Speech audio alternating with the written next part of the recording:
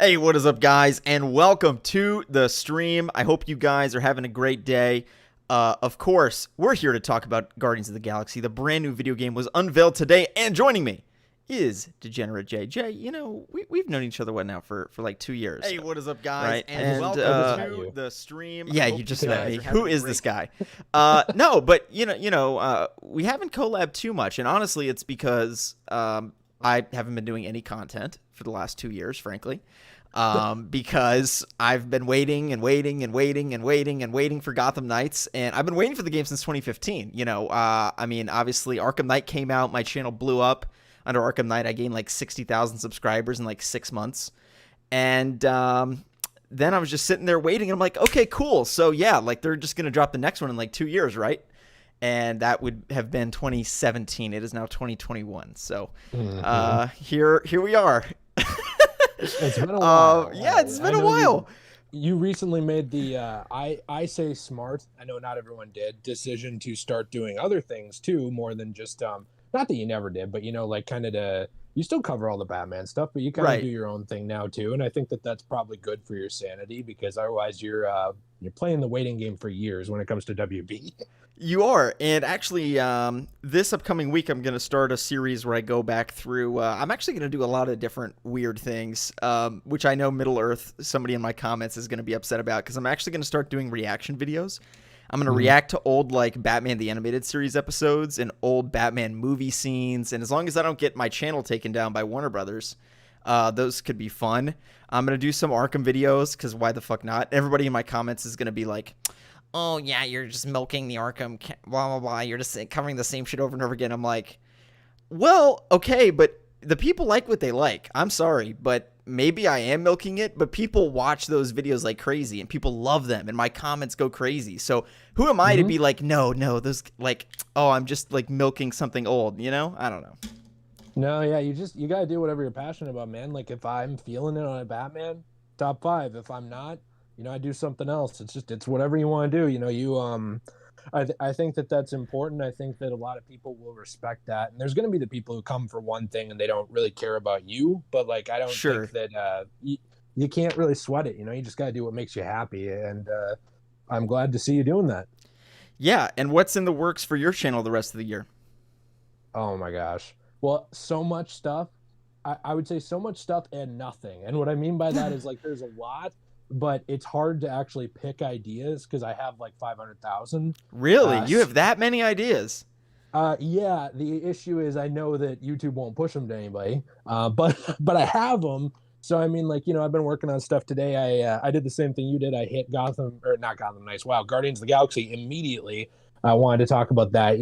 There's a lot of stuff going on Degenerate J, my main channel, with stuff like that. I mean, covering game announcements, but also covering old games you forgot about, top 5s. Today I did a top 5 dead PlayStation exclusive franchises that should come back and for some reason are on the shelf. But then, a lot of stuff going on Degenerate Plays as well, my secondary channel. We're playing through a lot of stuff. I know we'll be playing through Guardians of the Galaxy when that comes out for sure.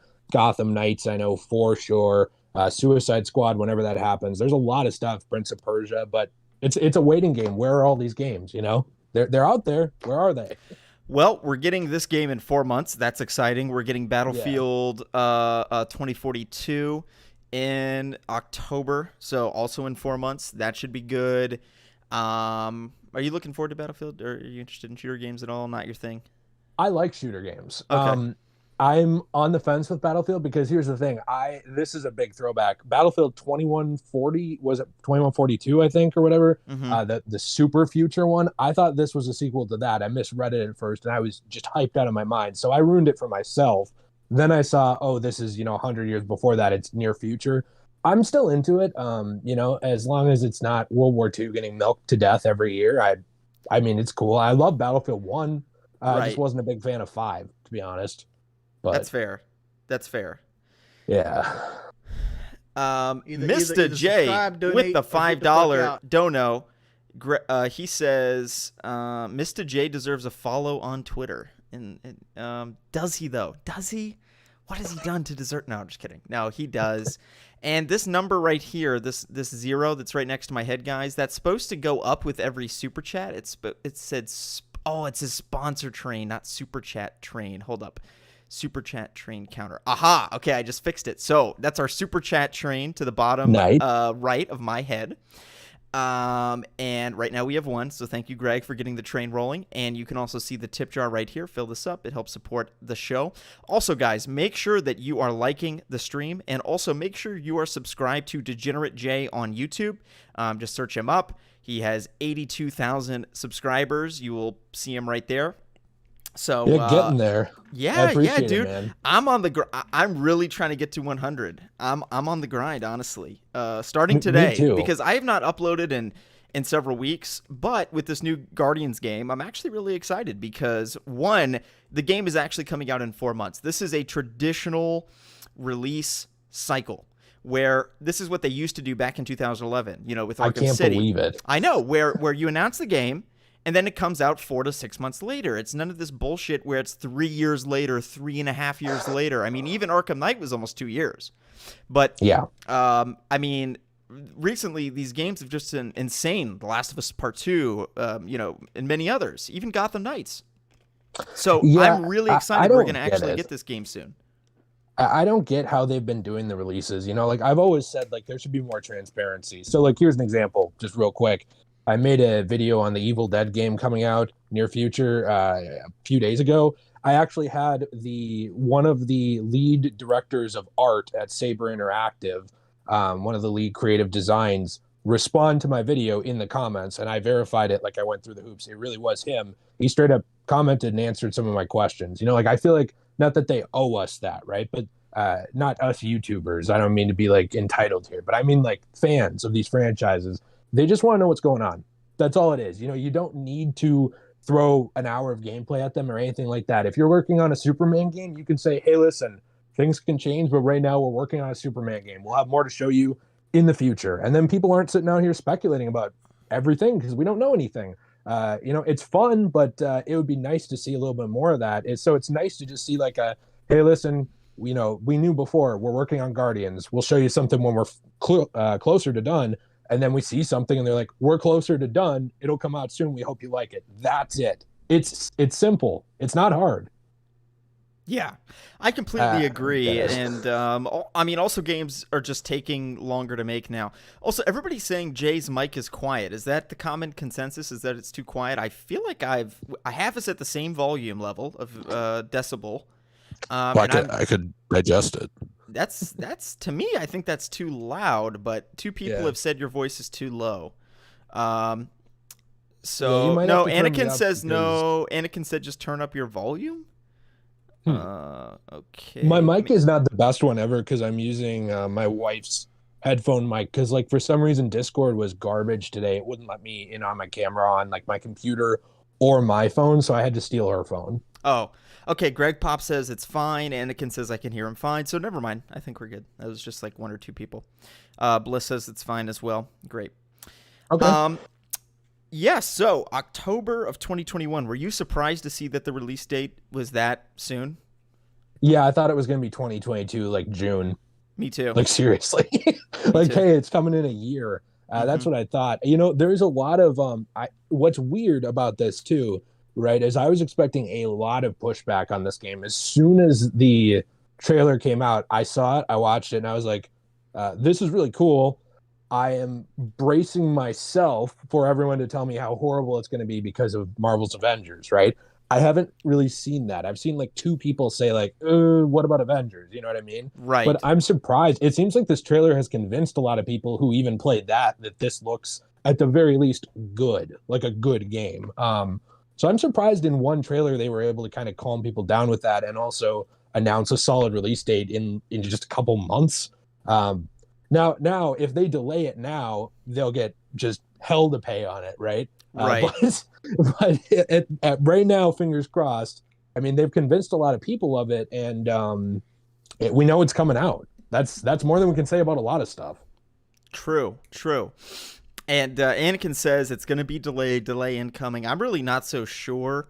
I hope not. They wouldn't announce it 4 months out if it wasn't ready. I mean, typically games go gold about a month and a half before they release.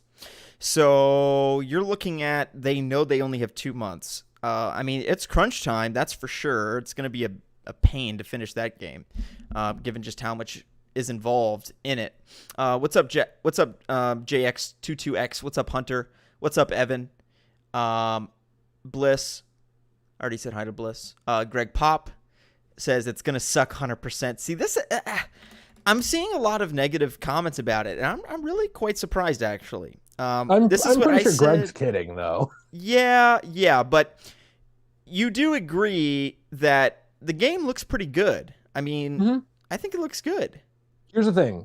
What we saw looks good, and I'm actually with you. I'm not being, Captain Negative here, but when, this is old. When Halo 2 was announced, we saw, I believe, at E3, a perfectly running level of Halo 2. What ended up happening? That whole level was scrapped because it was actually running so badly that if they deviated from a direct course in that level, it would crash the game at the time. They had to scrap everything they did on Halo 2 and rebuild it from the ground up after that E3 demo. That's why there's these footages. You go online, you can find the lost Halo 2 level. It's because they had to scrap all of it because they weren't ready. So, for all we know, maybe this planet that we saw is the only one done. We don't know, but I don't think they'd announce a 4-month release date. If that was the case, that would be just career suicide. Two games in a row from Square. They can't. I really think Avengers was a fluke. I think that's what happens when you think everything has to be games as a service, Right. But it's worth mentioning the Tomb Raider games, also under the umbrella of Square Enix. Fantastic games. Final Fantasy VII and now Integrate, remake. Fantastic game. True. People hate on Square now because of Avengers. Superhero fans hate on them. But if you think about it, they published a lot of great games. So, and they've only had a few flops. Final Fantasy 13, some of those games, and Avengers are the only ones I can think of off the top of my head in the last couple decades. So I really think that maybe I'm just being a Square fanboy. I do kind of have faith in this to be, at the very least, pretty good.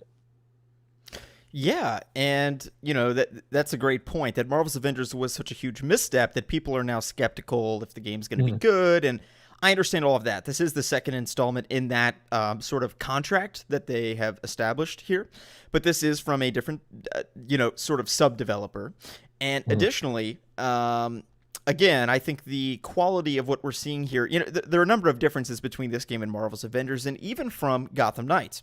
First and foremost, the story is a branching narrative that involves choices, and that is something that is completely unlike Marvel's Avengers, which has a very boring, in my view, a very boring story, and you don't get to interact with it. At least if it were boring and you could interact with it, it would be slightly more interesting. But it's boring, and you're just being told that story, and you're following a character that is out of the group of every character in that game. The lead character that you are following is quite literally the least interesting out of all of them. So, I mean, that's like if you started The Walking Dead season 1, and instead of following Rick Grimes, we followed that chick that died in episode 2 that nobody cared about. That's basically what they did in Marvel's Avengers. They gave you the most boring, uninteresting character and said, "Here, this is going to be the star of the show." And we're like, "Wait, but Thor and Captain America are in this game. Are you sure you want to do that?" Yes, we're sure. We're 100% sure.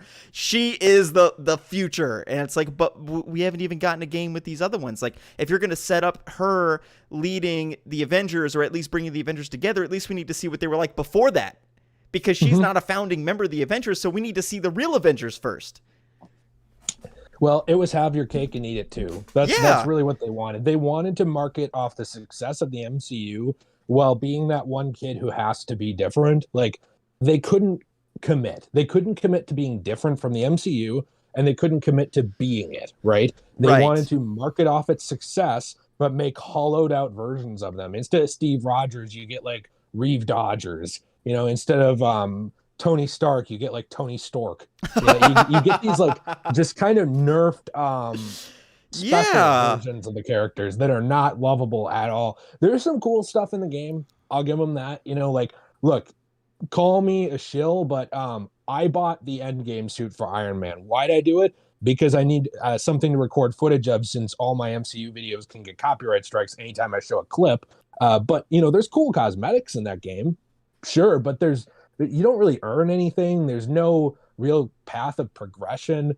Could it maybe someday be good? Sure, but we are months and months and months out from release. It's still fine. Like, the people saying it's just a horrible piece of garbage, no. I mean, there's worse superhero games, but it's just okay. It's painfully mediocre, which is almost worse than good or bad. It's just forgettable. Like, at least if it was bad, it'd be memorable. You know, like the Ghost Rider movie with Nicolas Cage, horrible movie, but it's memorable. It's funny. It's fun. This isn't even that. It's just hollow. I think that's what people are worried about too with Guardians after that experience. And I get that, but, you know, like you said, it's supposedly different sub studio making it. And Square does have a good track record with gaming in general in the past. And I think that's worth taking into account at least.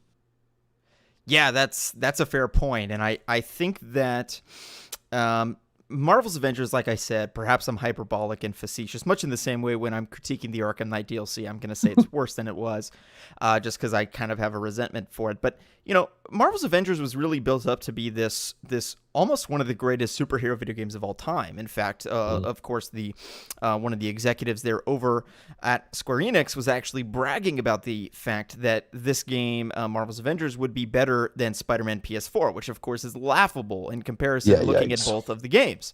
But they were so cocky, and clearly they really thought that it was going to be a transformational, one of the best superhero video games of all time, and that just shows how delusional they are. But going back to some of the differences between this game and Marvel's Avengers. One, this is a branching narrative with choices, and that inherently, to me, makes it interesting. You know, I played Guardians of the Galaxy Telltale.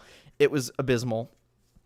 But that's because there's not any action RPG elements of it. There's not as, you know, as good of gameplay as in, you know, this game versus Telltale. So that's one thing to consider. Additionally, like I said, I think the gameplay is going to be better. Now, one of the biggest things that I have seen as a critique, probably the biggest thing, and we just got a $5 super chat actually from BSK in Charge 1822, and he says the game should really be called Star-Lord and Friends, LMAO. Yeah. And the reason that people are saying that is because they want all the other characters to be playable. And let me explain either subscribe, why donate, I actually disagree with that. Thank you, Greg, for the dono. We'll get right to it in just a second. The reason that I say that is because if they had made every character playable, it would go down the same path as Marvel's Avengers, where now we have a single-player story, much like Batman Arkham, where you follow and play as one character and there are other characters around you that you interact with. It just so happens to be the case that superhero video games have struggled to implement playing as 4+ characters in one story.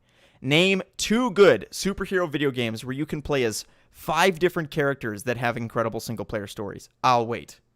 Okay, so when you think about it like that, you realize that they're actually, what they're doing is they're going back to the formula of what has worked.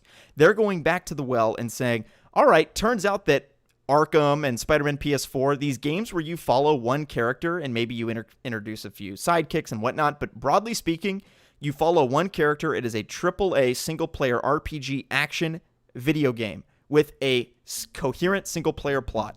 That is what has worked over the last 20 years, even 25 years. That is what has worked as a superhero video game. Once you get involved with, oh, you can play as 5, 6 different characters, blah, blah, blah, that's when things go off the rails. And that's my main concern with Gotham Knights. And I actually am happy that they're going down this route. But I'm open to hearing people that disagree, because I think most people in the chat do disagree, which is totally fine. But that is my sort of rebuttal, just something to consider. Yeah, you're happy it's more focused. I'm kind of the same. However, I get wanting to play as multiple characters, and there have been games that do it. I just can't think of like superhero games that do that many. You know, in recent years, the one I can think of for a video game that did a great job of balancing 3 characters with individual stories and also, you know, tying together was GTA 5. But, you know, a lot of these companies are not Rockstar. Even that was something I noticed even with Final Fantasy VII Remake, is you basically play as Cloud the whole time. You can switch to other people in combat, though. I'm surprised they didn't do that. You know, like I'm surprised you control Star-Lord, but you can switch in combat. Or like a GTA 5 sort of thing almost, where you can... Yeah. But it's probably a thing of scale and scope. Right. I mean, what people want out of this, I get it. I want it too. You know, like I want to be able to play as like Gamora. You know, I want to be able to play as Rocket. jump on Groot's back and just start shooting, stuff like that. The sad thing is I don't know this to be true, but I wouldn't be surprised if we saw that in like DLC, kind of like play as Harley Quinn in Arkham Knight, stuff like that. Right. But I don't know. Yeah, no, I completely agree. And that's going to be a difference between this game and Suicide Squad, which obviously Suicide Squad and the Guardians of the Galaxy game are going to be fairly comparable. I mean, for God's sake, in the movies, the same guy is directing both franchises. They're quite similar. I mean, they're two sides of the same coin, really. And it's basically Marvel's version of Suicide Squad is, in a sense, the Guardians of the Galaxy. So it's going to be interesting to see how the two games compare. One thing I will say, if we're going to compare both of those two games, Rocksteady's game is going to have better gameplay. It just is. Rocksteady creates some of the best gameplay in modern video games.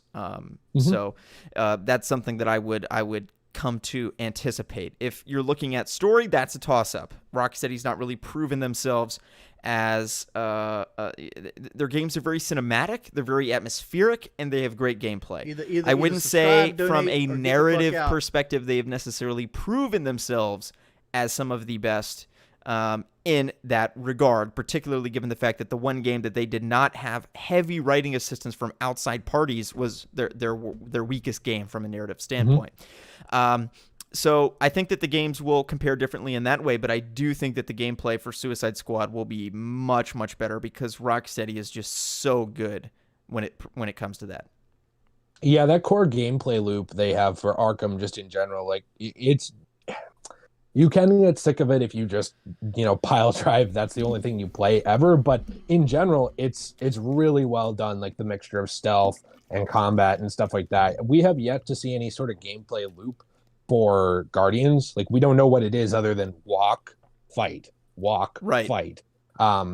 If that's all it is, that could be frustrating. But they do also kind of show you piloting the ship. I'm wondering if that's real or if that's just a cinematic. I don't know. That kind of stuff really can spice up an experience like this. And again, I'm not saying it's going to be better than a Rocksteady game. I don't think so either. I mean, I'll sit and nitpick story elements from, the last couple of Batman games all day, but like they're super fun.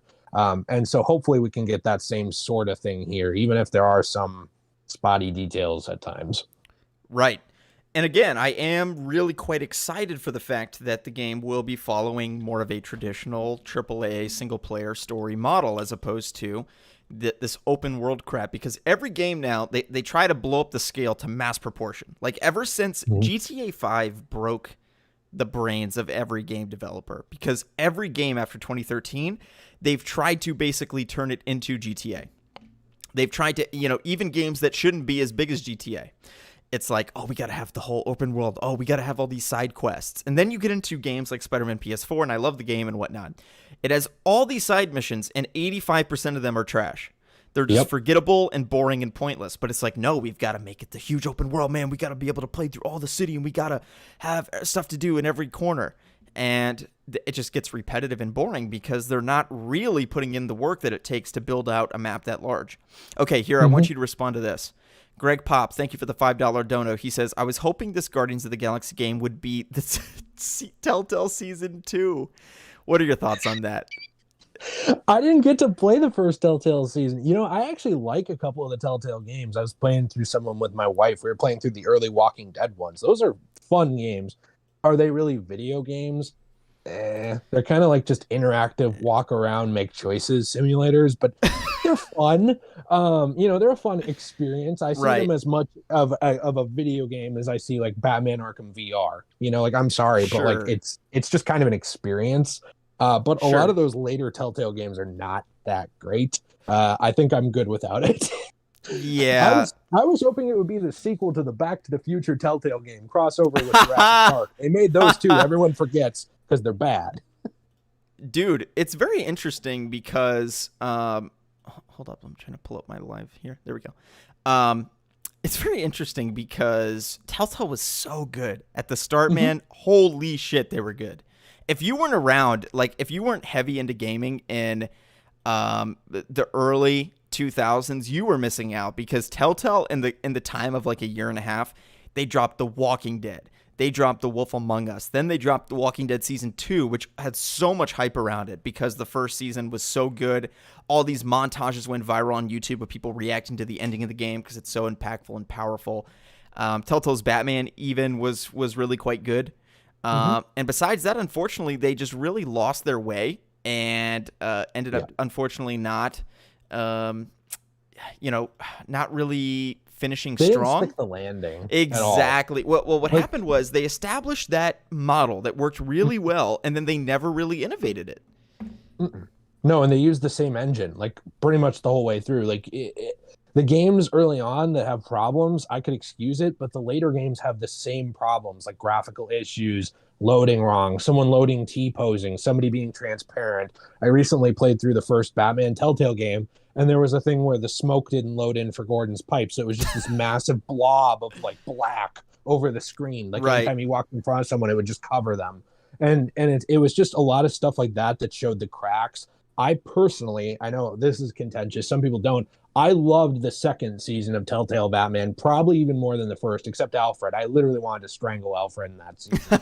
He was such a whiny baby. But everything else, I loved, for the second season of Batman. And there was a time in there where they were starting to fix their issues, like not in terms of their glitches, but decision making. The big complaint early on was, these are fun experiences, but my decisions don't matter at all. They could at least make you feel later on in the middle there with like Batman Season 2 and Walking Dead Season 2, like your decisions were starting to matter. But they took so much on their plate and just kept pushing it out there that they didn't innovate, they didn't fix any of their technical problems, and they oversaturated the market with their own games. They Guitar Hero'd themselves into a corner where it was like, there's a Telltale of everything and I don't care. Exactly, and Telltale is a very interesting.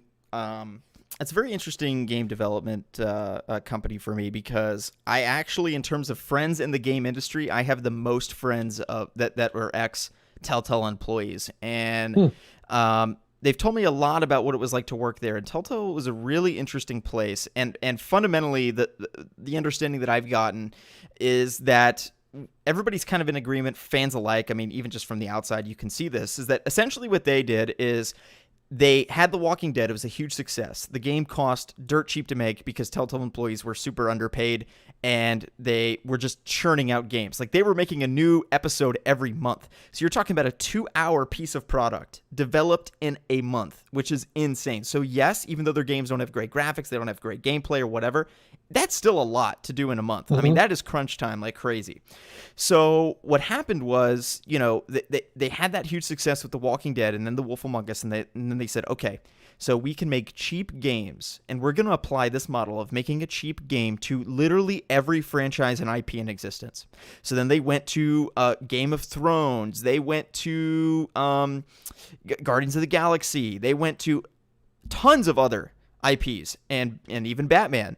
And they basically tried to take that model of making cheap games and applying that same model over and over and over and over and over again. But let me ask you this. If Call of Duty had the exact same gameplay in 2012 as it did in 2009, 2010 as it did a decade later, would you still be playing it? Of course not.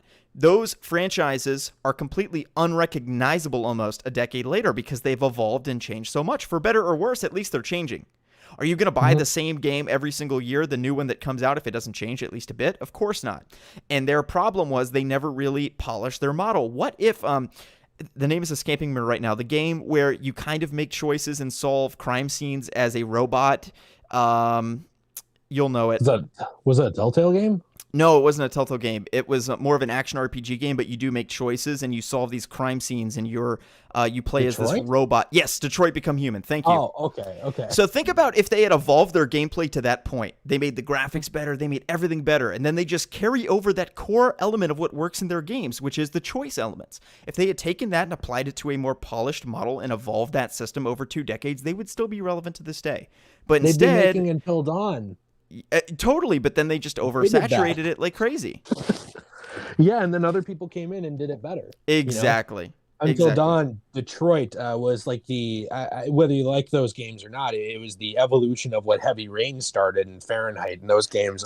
Right. There's other games still coming out like that. those decision make games. And now there's games that just incorporate all of it right into it. There was a Terminator game recently, actually, that flew under the radar of everybody, but it has some pretty good character decision making in it. I was looking at it and I was thinking, oh, this is a Terminator product. This might be the first one since Terminator 2 that I care about. I'm going to check this out. Normal games are incorporating those decision making. So it hit the point where everyone around them was doing what they were doing, but there was a game around it too.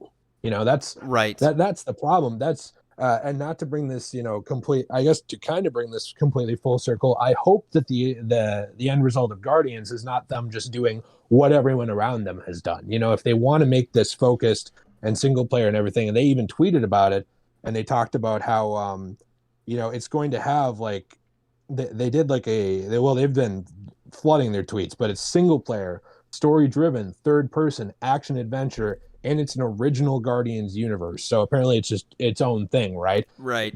They have to go in on it being its own thing, but still being recognizable as Guardians and still being a really fun game, not Star-Lord boring simulator. And I get why people are worried about that. They have to avoid that. Right.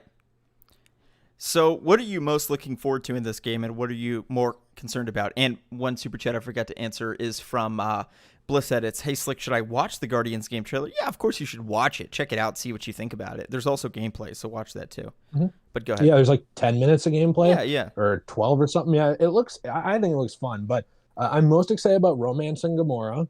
No, I mean, I'm most excited about like flying around different, whether I can fly it or not, going to different planets and just kind of playing around. I mean, maybe I'm easy to impress in that way, but one of the big things about video games for me that I love, and I've loved it since the first Dark Souls, is exploration and world building. That's a big issue that Marvel's Avengers has. Like, if you had a sort of weak story, but you still at least had a really interesting world, something like what Destiny was able to do, right?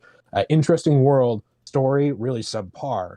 You can at least hold people's attention. There's new things to find, new things to look at. Even a game like The Division did that. Right. Division 2. Is it amazing? No, not at all. But the world is at least interesting when you find stuff. That's why people have kept playing it. That and that core gameplay loop. You need to at least get those two things down. So I think exploring a section of the Marvel universe that isn't really beholden to previous lore, like it doesn't have to match the MCU or anything else. That's very interesting to me, as long as the game is fun. But if it's super boring and pretty, that would certainly kill it for me too. Yeah, totally. I think from my end, what I'm looking forward to with this game is a solid single-player story. And again, one of the downsides of blowing up all these games to become sort of open-world RPGs is that sometimes the plot really suffers, and the game becomes more about grinding and playing 40 to 60 hours to do all these side missions that are irrelevant. That, video games have changed quite a bit over the last 2 decades. If you were to buy a video game 20 years ago, even just 10 years ago, in the Arkham City era, you're either buying a multiplayer game, shooter game, or you're buying a structured single-player story game like Batman Arkham City or something to that effect.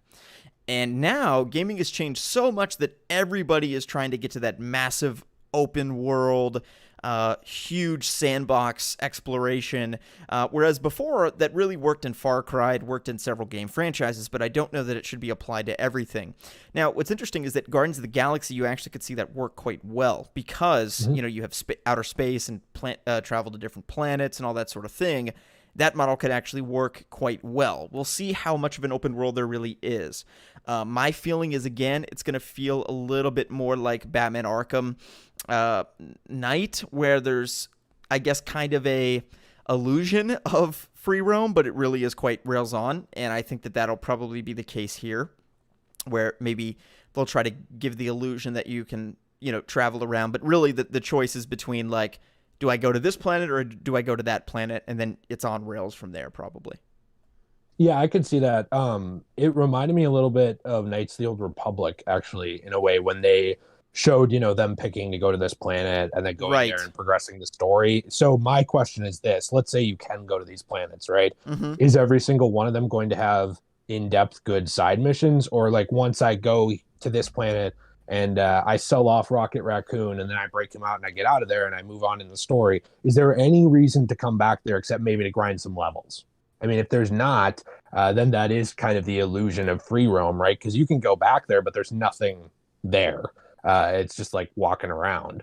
That's kind of the question too. And then when you do that, it's almost worse to let players go back, to somewhere that they already were. If there's nothing to do at all, it makes them feel like it's an empty experience versus just moving them along to the next mission or level or whatever. I don't really understand either how open this is going to be, because they made it look like it was open in that trailer to me, but they don't say open world. And I know that I'm going to kind of flash my phone screen here like really briefly, but I'm looking at this tweet. Like, this is what I was looking at for when they did just like a TLDR of it. They don't include open world, and I would assume that if it was, they'd be touting that. Like, that's a selling point, like you said, for the last 15 20 years of gaming, is like, we have an open world. Was it good? I don't care, but we have it open. You'd think they'd at least say it's open if it was, and I'm not really so sure it is, or if it needs to be. I don't know. Yeah, I mean, I think that it, again, like you said, it could be almost more of like an Arkham style of open world, where the game is still linear, it's on rails, but there's some opportunities for free roam side missions, etc. But I'm looking at this gameplay. This seems like an on rails experience to me. I'm not really seeing where it's open world necessarily. It seems the like only stuff that made me feel like it was when they made a big deal out of like where they were going, like, hey, you like, you're in the ship and stuff like that. But it could very well be I guess kind of like the ship in Star Wars Jedi Fallen Order, but more on rails, where instead of like picking to go back, maybe you just walk around in the ship and you're like, well, we're going here next. Maybe it's just we're so used to seeing open world that, to be completely honest, confirmation bias could have been something I was seeing just because I'm so used to it in these games. Right.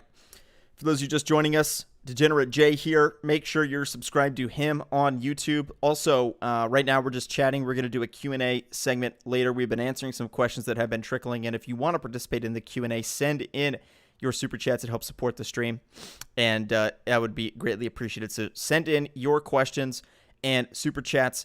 Right now, we're just watching the footage here in the background from the gameplay. The demo was about 11 minutes long. And what were your thoughts on the gameplay more broadly, particularly as it pertains to the combat mechanics? I'm watching here, and I don't mean to be overly negative. I know we have almost 100 people in here, of people that are probably excited for the game and whatnot. But my feeling was that at certain points, the UI looks almost kind of like a mobile game. Not super high quality. Sometimes it appears like there's almost frame rate lag. And yeah, I don't know, the movement, it doesn't seem super fluid either. Again, I think the game looks good. I want to hedge all of this in the fact that I'm excited for the game and I'm looking forward to it and all of that fun stuff. But also, if I look like I'm looking down, I'm watching it too on my phone. I just don't want to be like this.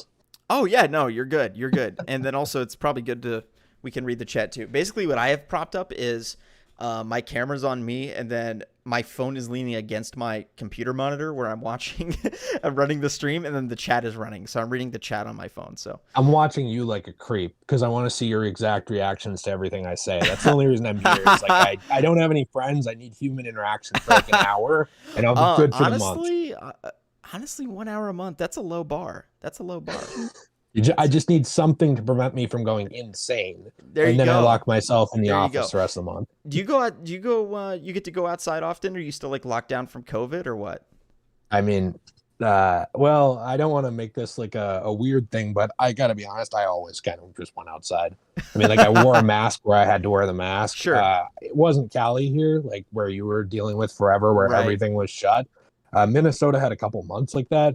Then we were back. Our governor's been really weird about it and gone back and forth on like what he thinks about it and what he thinks people should do. We're at the point where like most people I see don't wear masks anymore here. And I think for Minnesota, most people are at least claiming to be vaxxed or are. So I don't know, man. I just, like if I need to go to the store, I go to the store. I'm not going to go and like give mouth to mouth to someone, but other than that, it's like I can stay further away from people at Target or at the movie theater, I'm sorry, than I can at Target, for God's sake. So I was never really too concerned about this, except for my wife has bad asthma and my mom has like lung conditions. So I don't want them to get sick. Right. But you know, I go out, I do stuff. I work too much at home though, to be honest. Right. Yeah. See, I'm watching this game. Yeah, I think the gameplay looks good. Are you excited to fight a Rubik's Cube? Yeah. What the fuck is that? The little jelly squares that roll in? What is that? It looks cool. Like that's a cool like physics engine thing, but I would not have shown off that enemy personally. That's very boring. It is like boring. Fight the red Rubik's Cube block. Now, this ultimate thing where it like supercharges everybody, that's kind of badass. And I do like the idea that you can control the other people and like they can use their abilities on them. I think that is sick. I've always liked that. Like I always loved in Ratchet and Clank when you can control Clank and like, you know, those missions where you control Clank. I always love those. Yeah, so I really like that aspect of it. Here's my question. Did he pull out the Walkman yet? Was that when he did the super? Yeah, he just did it. So are you excited to stream this game and get copyright stricken up the ass whenever he does that, because it'll play a copyrighted song and for some goddamn reason someone still owns and enforces the song from like 1965? Are you serious?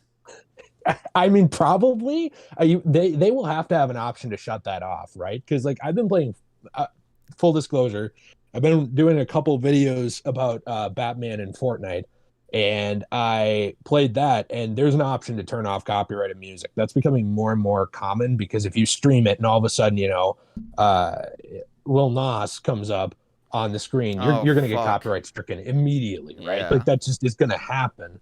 If they're going to have like that feature in here where it plays copyrighted music, they're going to have to do that. That only matters to like the people who stream games. I'm sure no one in the chat cares about that, but like people like us have I know I'll play through this game on my Let's Play channel, which I hope people check out because I like hanging out with you. I'm gonna have to turn that off because yeah, that's not gonna be good. I know why they put it in there, but I don't think the copyright music industry is there yet to be shoving all this music in these games, but they're just going to keep doing it. So what do I know? Well, the whole problem is the YouTube system fucking sucks, where it gives all the power to the people with the rights. And in some sense, I guess that makes sense in their head. But the problem is then they can file false claims and then you counter dispute. And it's like, oh, well, they still have 30 days to respond. And until then, you can't use it. And it's like, even if I have a fair use defense, they still can keep my video blocked for 30 days. And then I have to hire a lawyer to fight this stupid DMCA claim. And yeah, dude, that pisses me off. I'm at the point either. Of course not. But I'm at the point where I'm going to, if anybody tries to give me an issue with it, I'm just going to double down. And then on the second review where they threaten you and they're like, you could face legal action if you do this. Like they try to scare you so much because YouTube doesn't want to deal with it. I'm just going to block it, or, you know, basically say, hey, I'm still disputing this. If you want me to keep the video down, fucking sue me. And what are the odds that they actually pursue a lawsuit? You know, very, very small, because very low. It costs too much for them to be worth it. So that's where I'm at. Because this whole system is so ridiculous. But anyway. Yeah, people have been ripping it forever. I can't believe it hasn't changed yet. And they kind of, I mean, there's been a lot of people saying now, you know, like that you should do that. You should double down and do it again. The problem is if somebody decided to be a dick and try and make an example of you, like, yes.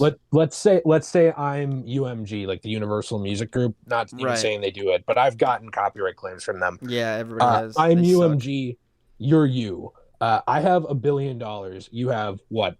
Let's say you're a well-off guy. You have $100,000 in your bank account. Sure. Try and fight me in court. I will destroy you. Even if you're right, I will just drag that shit out till you have no money left. Right. And that, so the problem is like multi-tiered. It's the American court system is run by capitalism, which I'm a big capitalist, but that shouldn't be. That should be immune to that.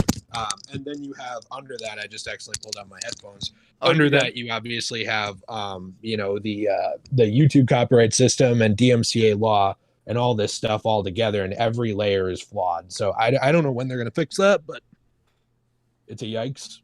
It's a yikes in the chat, that's for sure. Yeah. It's not very poggers. No, it is the opposite of pog. Now we're watching the trailer here. Again, I thought that some of the comedy bits didn't land really, but other parts of it were I thought quite well written and honestly looked fairly cinematic. One thing that did strike me is that the graphics are not great for. This is definitely a game that I can see running on PS4 and Xbox One, which is not necessarily what. Be careful. I said that very briefly about Evil Dead, and people like jumped down my throat. If you insinuate one of these popular next-gen games is not the best graphics because of last gen, you're gonna get murdered. Even if it's true, I've seen that though, but it doesn't. But it literally is just so true. Mad about it. I know. I mean, Alex from Podcast Now, he was saying that too about God of War Ragnarok. Like, why?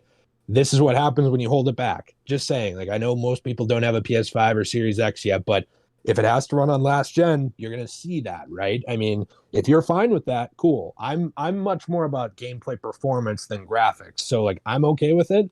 But yeah, it's noticeable. It's noticeable that this is not PS5 and Series X only. You can tell. Yes, exactly. And it could have looked really quite good if they had gone a different route. But overall, I'm happy. I mean, personally, I don't have a PS5 or Series X. I'm a YouTuber, so that might be weird, but I just don't have the need for it right now. Coming by the end of the year with Halo and this game and a couple of other games, Battlefield. I think I'm gonna have to check that out and come through and get one of those. But now on your Let's Play channel, are you gonna be?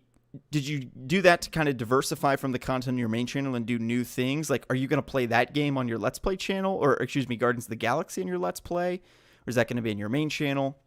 So when I play games on the main channel, it's not a Let's Play. It's just like if we're going to discuss a certain thing, like what you're doing right here, I might, if I'm talking about Guardians of the Galaxy, I'm reviewing it and I'm streaming or something like that, I'll play it there. The Let's Plays I always just do on the Let's Play channel now because it's less confusing for people.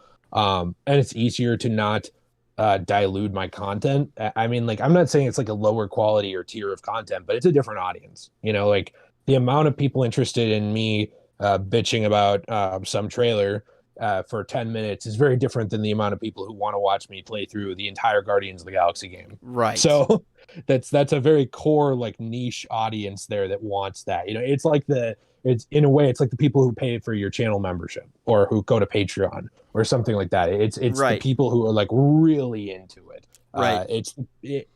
To kind of compare it to movies, these are the people that'll watch like the extras menu, the bonus content, the behind the scenes stuff. So I'll be playing through it there, but if I do something where the game fits, I might do a stream on the main channel and talk about something. I always want those to be structured discussions. I don't want people to feel like when I upload that it's throwaway, and I know some people will feel like that. But like, for example, I want every upload to me to feel special and not to feel like something I just put up. And the Let's Plays are not something I just throw up, but they are like part 1, part 2, I think I'm on like part 25 of Assassin's Creed 2. That would be so annoying to the audience who doesn't want to see that on my main channel. Like, it'd just be obnoxious. I can't do that to them. So right. Like I had to split it off. And people think that talking about money is against terms of service. It's actually not. That's a misconception. That Let's Play channel, I do it for fun. There's this YouTuber every year. One of her most viewed video is how much money I made this year. She's like, I had this many views, I had this, and she just screenshots her YouTube revenue. Mm-hmm. So I don't know why people think that, but anyway. I don't know. People have thought that forever, and I was just going to say, I make about $1,000 a year on the Let's Play channel. And I thought you were going to say a month. A year? No, a year. So that's like a passion project. Yeah, it's like $110 a month. But that's the thing is, like, I also run my main channel. Unlike you, I just do this because, like, I have a lot of problems too. Like, I have bad depression issues and anxiety and stuff. I'm not saying that's like an excuse to not do something else, but I went from taking care of my dad because he passed away of terminal cancer and working, I believe I worked like 2 jobs at the time and was a full-time college student and was like a nurse aide type caretaker for my dad at home. Wow. I went from doing all of that and YouTube on the side to like after he passed away and COVID hit, I was like, I hate all this. I not to get like super personal, but I was like, I hate my life. Like I realized like I hate my life. The only thing I'm doing that's enjoyable or fulfilling in any regard for work is like the stuff I put up because of the people I get to meet and talk to. Like meeting you, meeting Alex from the podcast now, like making friends and connections and stuff like that. This was like the thing for me. I'm bound and determined to make it work at some point. Right now, pretty slow, but I do it because it's enjoyable and fulfilling on both channels. I guess it's just fun and it's humbling to learn from people. It's very easy to double down and get mad when people correct you. When they're dicks about it, I think I still do sometimes, but it's crazy how much I've learned about video making and video games and behind the scenes stuff and people's lives and people I've met. It's just unreal. That's why I do this. That was way too in depth of a question or an answer. I'm sorry. Like we can move on. No, I think that's great. I mean, from my perspective, YouTube, and I say this all the time, like YouTube has completely changed my life. I mean, in the most profound way where, I studied history and political science in college and, my parents didn't have any money for me to pay to go to college. My sister, she has cerebral palsy. She has a severe form of cerebral palsy, which is basically brain damage in development or during birth, essentially. So she was kind of born with her disability that she has, and she has limited movement and limited speech and that sort of thing. So she's had physical therapy, and she's been in and out of the hospital. I mean, for the last several years, she's been in and out of the hospital for weeks at a time, and that sort of thing. And as you can imagine, that's very expensive. That takes a toll on my parents. And I was always a good student and everything, but I didn't have any money. And YouTube, even though I wasn't making boatloads of money, it was for a 17-year-old, it was boatloads of money, when like Arkham Knight was out, and I was making, not bad for a 17-year-old kid, in addition to doing a part-time job. And, that has created a number of other opportunities in my life and really changed the trajectory of my life. Like this YouTube channel has completely changed my life in every way, from the direction of when I started it when I was 15. And I started it all just because I was obsessed with this one Call of Duty YouTuber named XJaws, and I loved watching his videos all the time. And he inspired me to be a commentator. And when I first started doing my videos, I just emulated him. I just tried to do exactly what he did. And I did that for a long time. And now I've kind of done my own thing, and my relationship with YouTube is very interesting because there are times where I lose passion for it and it's difficult to maintain. And that's because it's very, very stressful and difficult to be a YouTuber. This is something a lot of people don't understand, but when you have a certain threshold and once you start to rely on YouTube as like a part-time income, or it's paying your college tuition, or you're paying because your dad is sick and you need to help contribute to the bills and these sort of things, then it changes from being just a hobby you do for fun and something of like, oh, the money actually, helps. This is actually a thing, and it's not that it's all about the money, but it is something that is important and becomes something that you depend upon. And, YouTube is an incredible channel and avenue because we spend so much of our lives working. I mean, you think about it, between age 22 to 65, what % do people spend working? Easily 50% of their lives, right? We spend about 25% of our lives sleeping. We spend about 50% of our lives working. If we're working a typical Monday 9 to 5, if you're in school, that involves going to school in the morning and studying in the afternoon. If you're working, again, that's a 9 to 5 with a couple of weekends here and there. And 25% of your life is sleeping, 25% is leisure, 50% is work. So you damn well better enjoy that 50%, or you're going to have a hard time. And I think that's what you were noticing, is that you were doing a lot of jobs and you were doing a lot of different things, but you were doing them out of necessity and need because you needed to do those things, right?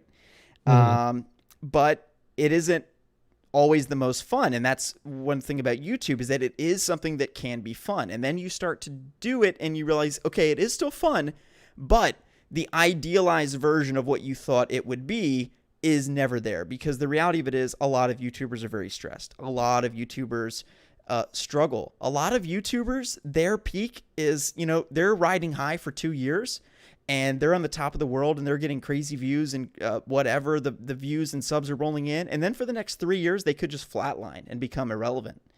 And that's just something that you have to cope with. So anyway, this is all to say, how did we start talking about this? I don't know, but it's an interesting conversation. I like this. It is an interesting conversation. It's it is very stressful. I try not to make too much of a big deal about that part.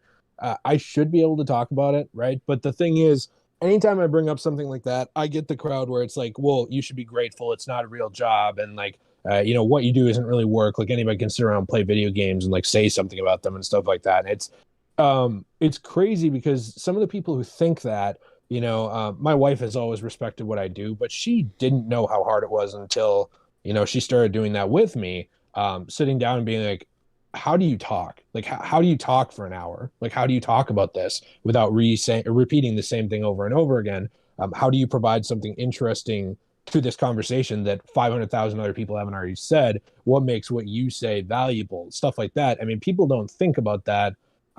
They also don't think about how douchey it is to tell someone that what they do isn't real. Like, imagine I don't like him as a person, like for his China antics and stuff, but imagine I go to LeBron James and I said, you play a children's game for fun. You don't have a real job. It's like, dude, do you think he would take me seriously for that? He's like one of the richest guys in America. Like, no way. No how. Or like in terms of athletes, like he's just paid insane amounts of money, to do this. And it's a children's game.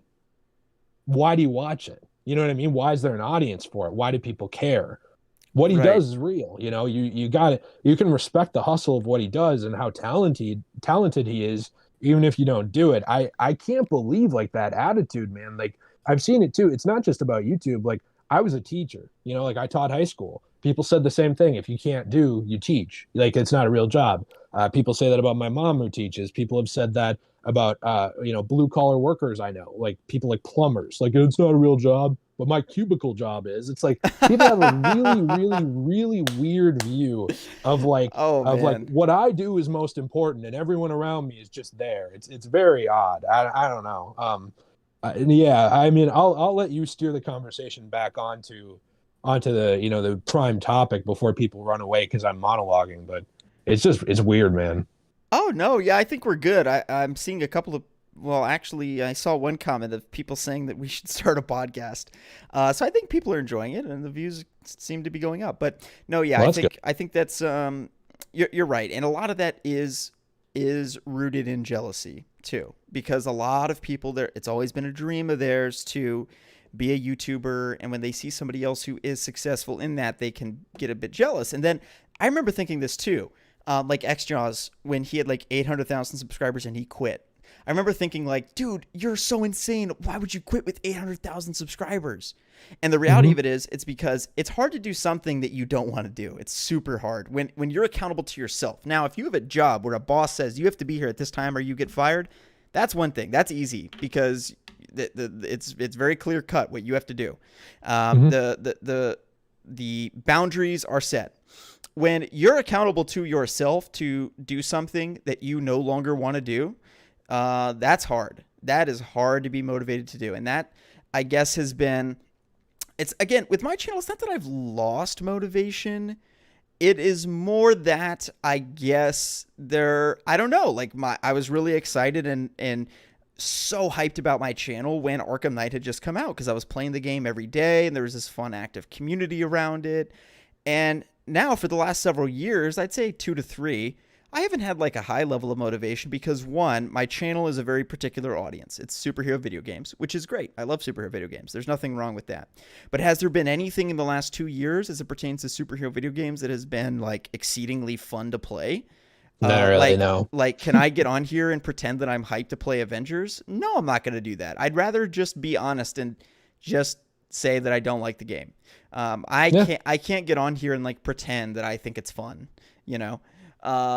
So, well, it's authenticity. Like you need to be authentic, and also, it's a thing too where people forget you have another job, that you do, and you've had jobs forever that you do. and other work. And I think that too, not to speak for you, because you never said anything like this to me in DM. So I'm going to make that one like 100% clear. I'm not alluding to a conversation we had at all. But, you know, I saw like when you said, when you did the same thing I did, but you did it, you know, later. No shade there at all of like, hey, listen, I like Batman, but I want to focus on other stuff too. And there's a lot of pushback whenever you do that. And that's also frustrating and makes you feel like, at least if you're me, well, if you guys don't want to see anything except this one thing and there's nothing to do with it, what do you want? You just want nothing? Do I just disappear for a month at a time? People don't think about that stuff. They don't think about you as a person, obviously. And I'm not saying they even owe you that, but people think of YouTubers almost as a content machine. And look, I kind of understand it to some perspective, because there are people that I was huge fans of in the early 2010s on the Call of Duty side of things, and I'm not watching their Let's Plays of other games. I'm not watching them talk about other shit. I come back and drop in when they have a Call of Duty video that interests me, talking about the latest game. Mm-hmm. I watch them 2 to 3 times per year, and then that's fucking it. And I think that's totally normal. That in YouTube, the way the algorithm is oriented, it is around getting a niche. Like, people ask me all the time, they're like, how do I start a YouTube channel? How do I do this? How do they do that? And I'm like, one, you have to create a niche. And you can pretend all you want that you can be like, oh, I'm just going to make videos on everything. Like, one day I'm going to talk about philosophy, and the next day I'm going to talk about video games, and the next day I'm going to talk about literature.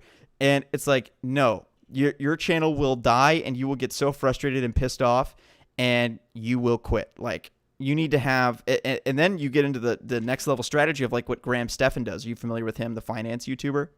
I know a little bit because you mentioned him before. He has like 5 different channels. Like, he has like Graham Reacts. He has like Graham Stephan Show. He has like all these fucking channels, and that's how you have to do it. So that's what I think I might start doing, is just making like a bunch of different channels, and basically none of them are super successful, because the real thing to do would be finding a niche and then just beating the shit out of that niche until it's a dead horse. So bored. Of course you do. You hate it. Like, if I'm going to do this and I'm going to hate it, I'm going to do something else. Like, it would, you know what I mean? Like, something that pays me. That's the thing, is like, I do this because it's fulfilling and fun.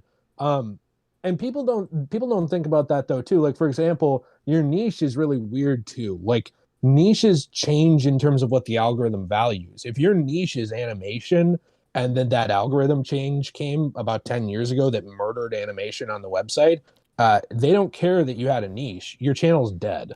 You know, so that's the problem, is they tell you like, find your niche, but if you do, and then they murder it, you know, they just take it out back and old Yeller the thing, you can't do anything either. And they do that sometimes. They do, so, like, for me, it's like my niche is pop culture. And I know that that's a little too broad for what YouTube is, but that's what I do. You know, like, I do collectibles, I do video games, I do superhero stuff, and I do movies. And sometimes those things, you know, cross over with other things that I want to talk about, but that's like the thing. And that's why the Let's Play thing is on its own. It's why, like, I can release a Guardians of the Galaxy video on my main channel and it does well, but if I did a Let's Play of the game there, it would do horrible.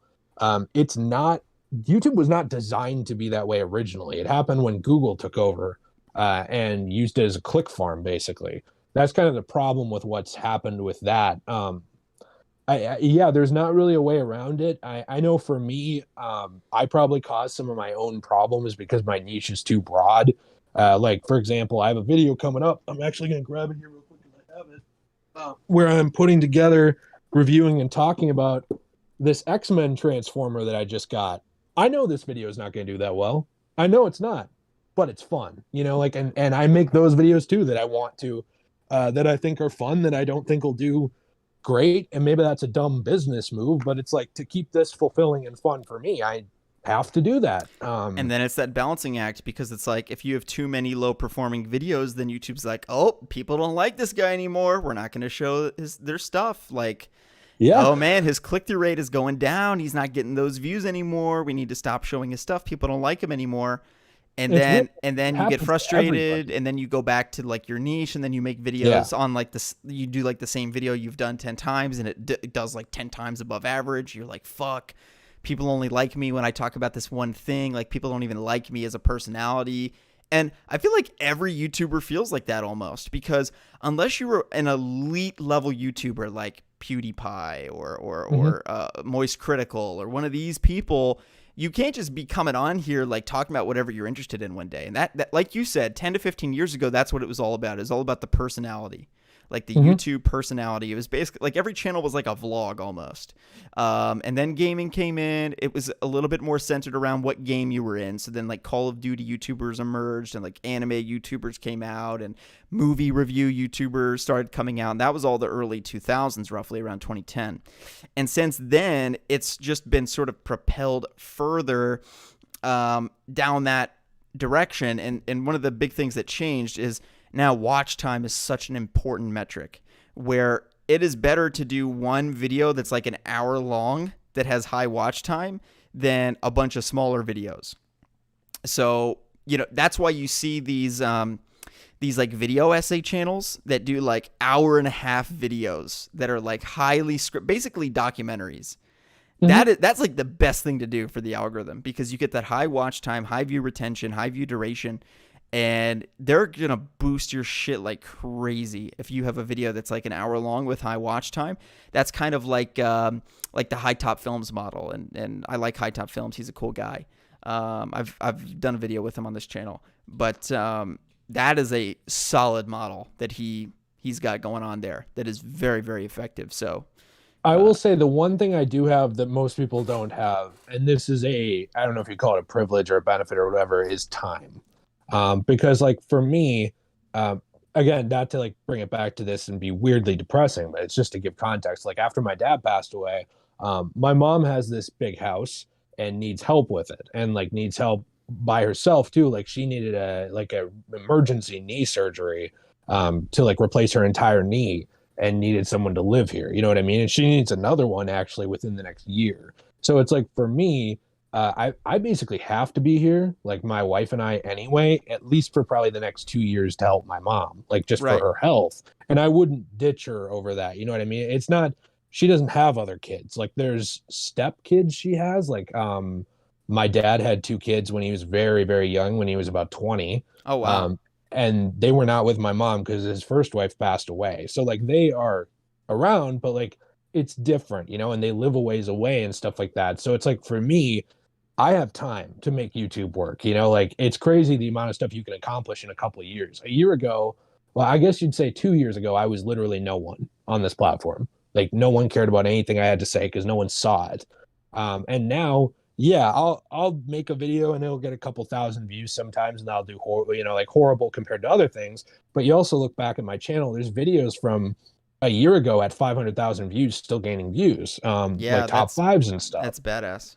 So it really depends. Like, and does it make me feel bad sometimes? Like not to be over emotional? Absolutely. Like I made a video today. It was like, you know, like I said, the top 5 dead PlayStation franchises that need to come back. I thought like, this is a banger. Like I put in like a ton of hours of editing to this. This is going to do great. Did horrible. It's like, I think it's below 2,000 views. That sucks. That feels bad. You know what I mean? Either subscribe, but donate, or get the fuck out. You know, like I have a couple years before I have to start thinking about doing more than just this again. So I don't know. Like I know that might be like a point of privilege or whatever you'd say, but I'm not too worried. But it certainly does stress me the hell out, like all the time. Right, but broadly speaking, your channel is continuing to grow. I mean, you just passed you're past 80,000 now. Well, on your way to 100. You've got this game coming out. I imagine you'll do videos for that. That's going to do very well. By the way, Derek, thank you for the super chat, bro. Thanks for the $1. You've got this game. This is going to have some interest around it. You've got Gotham Knights, Suicide Squad, both allegedly coming out next year. That's going to do really well. I'm going to be covering Evil Dead as well, because I have done some horror reviews that have done well in the past, and I have fans of horror on my channel. So like a game that I'm definitely going to talk about. So yeah, there's a handful of games to talk about too, but it's weird because I love those videos, but the ones that like really are really fun for me, like just the most, are things like games you forgot about, where I go back and cover like a retro game or something, but I know that they're not going to do as well. But I also know they're like a higher tier of content. You know what I mean by that? Like, like a watercolor painting that's pretty versus like, you know, just like a masterpiece painted. I don't think my stuff's a masterpiece, but it's like a different tier. The rationalization you have to come to is knowing that the amount of effort and the quality doesn't equal a good video. There's people out here that are making videos 30 times better than you and me, no offense, that have 20 subscribers. Yeah, facts. That sucks. That's just real life too. I mean, that's how it works. There's artists who are homeless, who are like the next Vincent Van Gogh, and they're homeless because no one cares, because they can't, they're not discoverable. You know, it's stuff like that. Like when parts of the system are rigged against you, the good thing is, like I said, if you have time, like I do, eventually you do break through, like you chip away at it a little bit at a time. The problem is that if you're in LA and you have, you know, this massive bill for living, and maybe you're thinking about starting a family and stuff like that, most people quit this out of necessity because they can't. They don't have time. It's, you know, it's a countdown and they're out of time. That's the rough thing with YouTube, is they almost expect you to be someone who lives at your parents' house, who just does YouTube all the time, so they can benefit from it, and they'll break you through in 5 years, but not before that. Yeah, and the problem is they orient everything around the big creators. I mean, one with the algorithm. I don't know if you guys are aware of this, but corporate / legacy outlets have more exposure, and they're boosted heavily in the algorithm. If you've ever noticed that, as Stephen Colbert and these other late night shows, as they become increasingly irrelevant and their viewership tanks up to 80% on television for whatever reason, you might see a lot of videos from SNL and, again, Jimmy Kimmel and Fallon and all the Ellen and like these shows that are, I mean, frankly, like not good, objectively just bad. I mean, they haven't been good for 10 years. TV. They're dead. Exactly. Like their viewership is plummeting there. It's like a tenth of what it was 10 years ago. It's exactly. Crazy. But it's dead. But then they have like a deal with YouTube, like you're saying, basically, where they just get pushed like crazy. Right. And it's like, wait, how are these people beating organic YouTubers that are like homegrown people on the platform? And that's because the platform is changing and they're all about these you know, corporate media outlets. And of course, this is the antithesis of what YouTube is all about.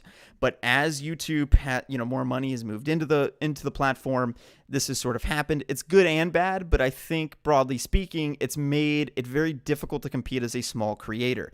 And this is how you have TikTok popping up, because it is easy. Like, dude, I posted my first TikTok and it got like 300,000 views. And it's like, you could never do that on YouTube ever. And it's a drug though with TikTok. Like I was reading some stuff about their algorithm. They push like your first 5 uploads like crazy to keep you on the platform. And after that, it's the same thing.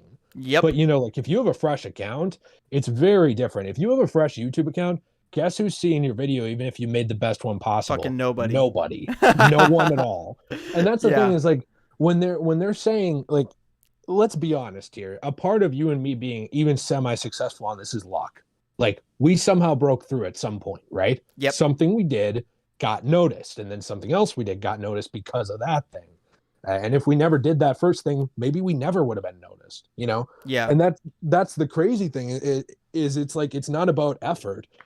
It's about luck and playing the game and having time and uploading consistently or at least over, you know, periods of years almost.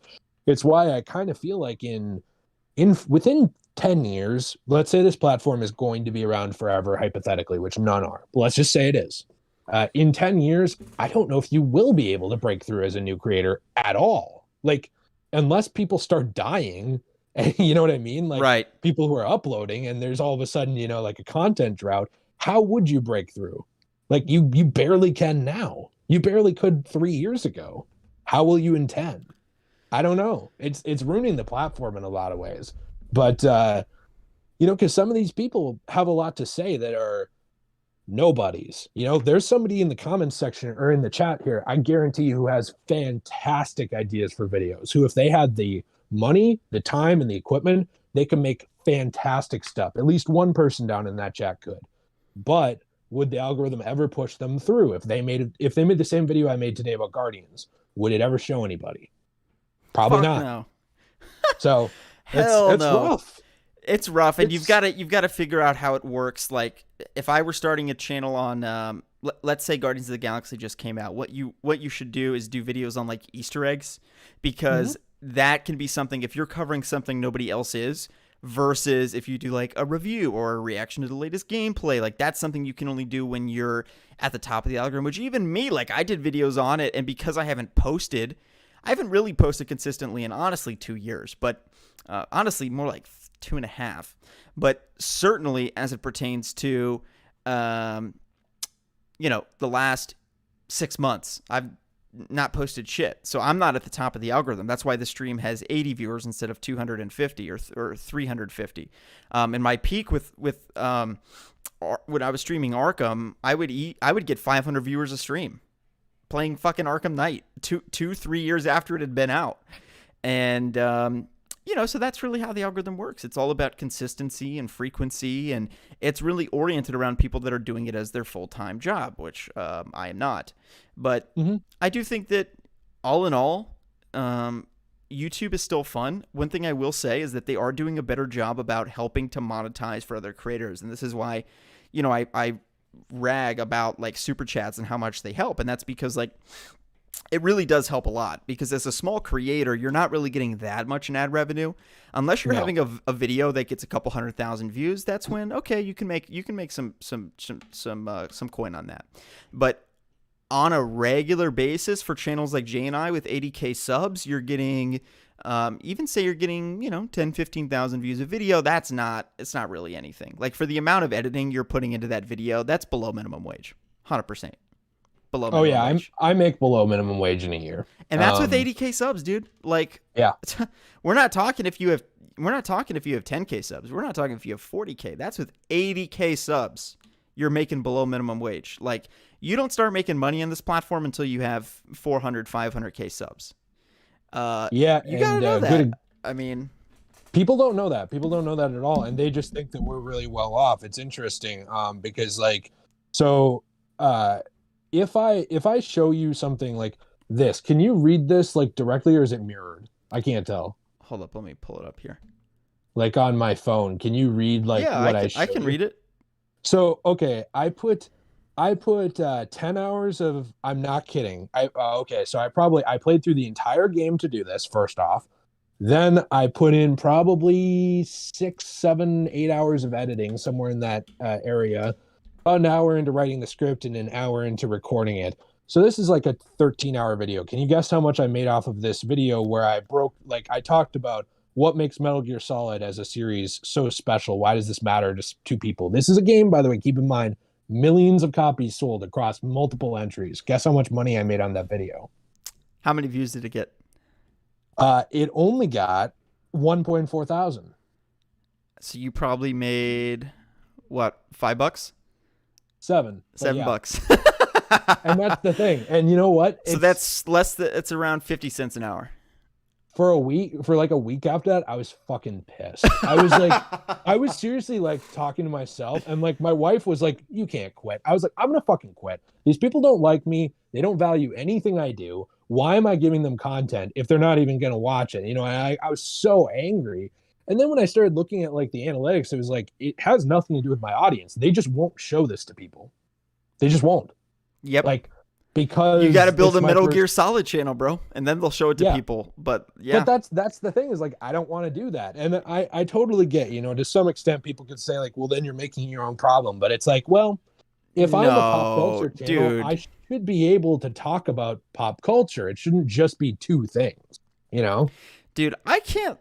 The only niche that I can think of that I could sit here and talk about every fucking day is politics. And even then, I've been a political junkie since I was 8 years. I read political books when I was 7, 8 years old. My entire life, I've been always interested in politics. I love it. I studied it in college, everything. And even politics, dude. I think after like a year of doing it full time, I'd be like, all right, I want to make like a gaming channel now, And I like, think your hair would go gray. You'd get so frustrated. Would. Like if you were researching it even more than now, the world is so insane. I feel like you'd become the most jaded person. Oh, totally. Totally. But even so, as it pertains to, the way you have to Sub-specialized, you have to have all these different channels. And then it's like, even this channel, I say like, oh, it's a comic book channel. It's really not. It's really a superhero video game channel, because I've done videos on comic books. It gets no fucking views. I've done videos on the most popular Batman stories ever told in graphic novel form. I've done videos on comic book movies, like the new trending comic book movie. And it's like, I'm not beating Jeremy Jahns or Chris Stuckman. You fucking kidding me? They're not showing my video to anybody, dude. They're showing the review of the latest superhero movie. They're picking from a pool, the top 7 to 10 film reviewers. Again, Jeremy Jahns, Chris Stuckman, a couple of people in the 300 to 500K range. Mr. Sunday Awesome. You've got Angry Joe up there. Those are the reviews that, once you get through those, maybe they'll serve you something else. But realistically, they're not showing my video. But I am one of the biggest as it pertains to Arkham. Like, I'm at the top of that algorithm.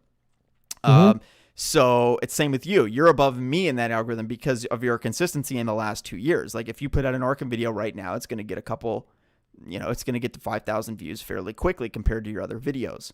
So that's the way that the algorithm niches you down without you even trying to. And that's what happens, is that you just fall into it and you're like, oh, okay, all right, well, let me make some other videos and let me do some vlogs. It's like, oh, nobody liked that. Okay, I guess they want more of this. And then you go back to that. But it's not really per se the audience necessarily. Part of it is the click-through rate, and maybe people aren't clicking on it as much, but also it's because it's showing you to the audience that had watched your prior videos. So for instance, let's say I release a Batman Arkham video and 1,000 people watch it. Then I release a video of me playing Call of Duty. It's going to show to that same 1,000 people that watched Arkham. It's not going to find 1,000 different people that are Call of Duty fans. It's going to find the people that are Batman Arkham fans, and it's going to serve them Call of Duty, and they're not going to click on it. They're going to say, oh, look, the click-through rate is so low. Nobody's clicking on this video, so we're not going to serve it to anybody. And then you go back to your bread and butter, and they're like, oh my God, everybody's clicking on this. This is a great video. Everybody loves it. And then you have watch time. Here's the problem with watch time. Sorry, I'm like rambling so hard right now. I think the analytics are good for people to know. I mean, like we've broken down Guardians, and I'm sure we'll answer a couple more questions and stuff about it. But this is interesting, I think. I agree. So with watch time, here's the problem with watch time. Both YouTube and Facebook and TikTok, they're all oriented around watch time primarily. YouTube, it's different. It's click-through rate and watch time, but all the other platforms, it's almost all watch time. And the problem with watch time is that it doesn't actually reward good content. Let me give you an example. I was watching a video on Facebook the other day that was going viral. It had like 30 million views. And I'm watching it, and when your car is parked and somebody gives you a ticket and they like put a boot around your tire and basically lock it in place, you can't drive away. It's like this little iron thing that they clip to your wheel, like a parking attendant could. You got to pay them $50, then they'll take it off. So it's a way to ensure that you pay the bill. So it's this little like metal rod on your wheel, and you literally can't drive unless you get it taken off. So this guy is giving a tutorial, and it's a 3-minute video, which is the minimum amount of monetization that you need on Facebook. And it's a 3-minute video, and it's called How to Remove a Tire Iron Boot. And it's literally this metal rod that is tied to your tire. And it's like, there's no way that you can get this off. I mean, you need a key. It's the only way to get it off. So I start watching this video, and the watch time was probably amazing. Why? Because you're watching it. He's like painting the tire. It's like, what the fuck is he doing? What is painting gonna do? Then he like puts a boot in between the little fucking rod and then the wheel. And it's like, what is that doing? And then he starts like putting food in it and shit. And then the video just ends. And he doesn't show you how to do what's in the title. And all the comments are like, I just wasted 3 minutes of my life. I just wasted 3 minutes of my life. This is the dumbest video I've ever seen. But guess what? You watched the entire thing, didn't you? We all fucking watched the entire thing. And therefore, they're going to promote that video to everybody because they're like, oh my God, everybody was watching this for so long. The retention's so high on it. Like, we need to show this to everybody. And that's why if you create a video with some clickbait hook and it's like, watch till the end of the video and you're going to find out. And then you just like make the video 20 minutes long, place 17 mid-rolls in, and you fucking make, so there's so many flaws in the system, but for whatever reason, they don't realize these things. And it creates a flawed system that's not truly a meritocracy. There is a lot of like, if you know how to play the system, you know how to play the system. And then part of it is you can know how to play it and not want to do it because the audience can kind of see it. It's kind of slimy and scummy. But a lot of YouTubers have been very successful. And then there are YouTubers like Moist Critical who are like, they play it straight by the book. They don't clickbait at all. They're just like, they're born for this shit. They're just entertaining as fuck. They get on screen and they're just instant entertainers. And I'm not in that camp by any means. I'm not like particularly funny. My commentary is not particularly insightful or interesting. I'm just a guy that was inspired by other YouTubers that I like to watch, and now I just fucking have a microphone, so I get to talk. But I don't really, but some people are just gifted entertainers. That's not, most people, though. That really isn't most people. Like, that's like, we're talking the PewDiePies of the world, of people that are just gifted, hilarious entertainers and personalities.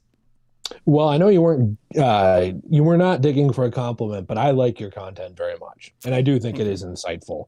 Are there people that do, better content than you and me? Like I said, yeah, absolutely. Not everybody would argue that, but I people still come to your channel, and there's a reason for it. I think there's an audience for like just that guy. You know what I mean? Yeah. Like a normal, average guy who talks and has average, not insane opinions. Who can speak for people sometimes. Like I can't tell you the amount of times where I've had someone say like, hey, listen, this got 100,000 views. There's no way like that a developer didn't see this. And I've been thinking this for years. I'm glad you got it out there. Stuff like that. Like just sharing your opinion and maybe someone sees it. There's a market for that, I think. Now, again, I mean, I've had devs at both of the forthcoming games DM me, compliments on a video. They'll like include a link to the video, like, hey, great thoughts in this, or it like one of them was like top 5 things to include in this game, and developers from the game like, hey, great thoughts, really enjoyed this video and whatnot. And it's like, yeah, I mean, I definitely think that's really cool. That is really cool. Be prepared for that to stop now if it was WB, since I was on here. I don't think they like me very much anymore. I was very negative about the Gotham Knights marketing, and after that, yeah. Once you're negative, you're out. Yeah, you're out. You've got to be you got to be the cheerleader, or you're not getting invited. And that's they don't invite me anywhere either. I mean, they've never invited me anywhere. It's just funny because like they were like all gung ho, like, oh hey, like you should talk about fandom and you should do this and that, and now I haven't heard from anybody in like almost a year since I was negative in like 2 videos about like the marketing strategy and just said like, hey, this is not how you market a game. It's like, okay, goodbye.